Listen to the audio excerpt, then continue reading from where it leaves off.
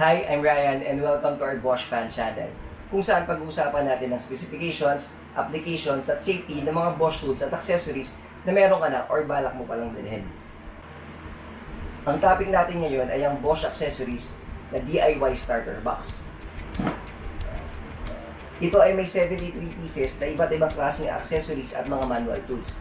Kaya naman kung ikaw ay isang DIYer or nagbabalak pa lang mag-DIY, panoorin mo to. First things first, kailangan isuot natin ang ating goggles kapag magtatrabaho tayo gamit ang DIY Starter Box.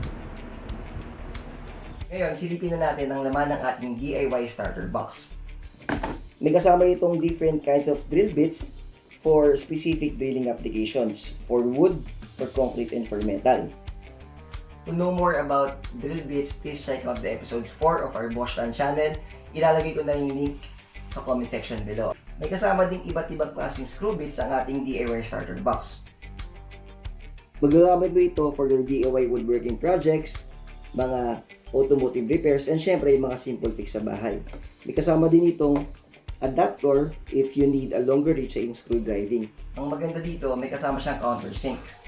Ang countersink ay ginagamit if you want to flush or maitago ang screw head sa ating mga woodworking projects, especially sa mga furnitures.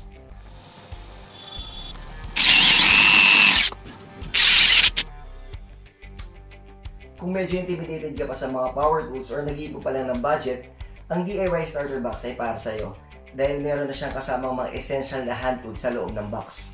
May martilyo, screwdriver, pliers, metro, at cutter. May kasama na rin mga tools at screw para sa iyong mga simple fix sa bahay. At syempre, pwede mong gawing toolbox ang iyong DIY Starter Box.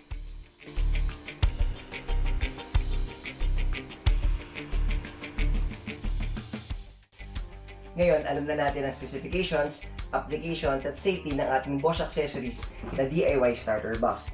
If you have any comments and suggestions regarding our topic, please comment down below. And I would really appreciate if you could like, share, and subscribe to our Boschfan channel para naman updated kayo sa ating mga susunod na videos.